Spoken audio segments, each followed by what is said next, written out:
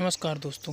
देश में कोरोना के जो मामले अब सामने आ रहे हैं उससे स्थिति बहुत ही बिगड़ती हुई नज़र आ रही है। कोरोना की रफ्तार बेकाबू हो चुकी है। देश में कल 3,14,000 मरीजों का एक नया आंकड़ा सामने आया है, जो कि अभी तक के आंकड़ों में सबसे ज़्यादा है। खास बात यह है कि यह आंकड़ा अकेले 15 दिनों के मरीजों का आया है। यही नहीं, मरीजों की मौतों का सिलसिला भी अब बहुत ही तेज़ी से बढ़ रहा है। जिस प्रकार से संक्रमण की दर बेकाबू हो रही है, उस प्रकार से मरीजों की मौतों का सिलसिला भी बहुत तेज़ी से बढ़ रहा है।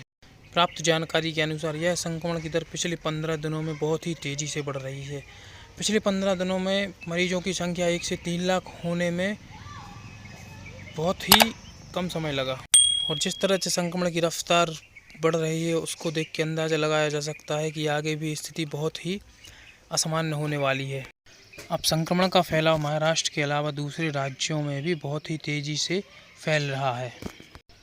6 अप्रैल को जब देश में 1 लाख मरीज मिले थे, तो इनमें से 48% मरीजों की संख्या अकेले महाराष्ट्र में थी और बाकी की संख्या पूरे देश में थी। पर अब यह आंकड़ा बहुत ही तेज़ी से बदल रहा है। संक्रमण के फैलाव का अंदाज़ा इसी बात से लगाया जा सकता है कि जहां 15 दिन पहले महाराष्ट्र में देश के आधे मरीज मिल रहे थे, अब यह आंकड़ा 5 राज्यों से भी अधिक राज्यों में पहुंच चुका है। मरीजों में सबसे तेज़ बढ़ोतरी केरल में देखने को मिल रही है, जहां एक समय केरल ने अपने आप को कोविड-19 से मुक्त प्रदेश घोषित कर दिया था, पर अब स्थिति इसके उलट ही प्रतीत हो रही है। संक्रमण के फैलने का अंदाज़ा आप इस ग्राफ से लगा सकते हैं, किस प्रकार महाराष्ट्र और बाकी अन्य 5 राज्यों में संक्रमण अपनी रफ्तार से फैल रहा है और उसका ग्राफ भी लगातार बढ़ता जा रहा है। प्राप्त जानकारी के अनुसार देश में संक्रमण की रफ्तार इतनी तेज़ी से फैल रही है कि हर 100 में से 16 मरीज अब संक्रमण की जद में आ चुके हैं, जो कि स्थिति बहुत ही चिंताजनक है। और 100 में से 16 मरीजों का आना बहुत ही चिंताजनक विषय है।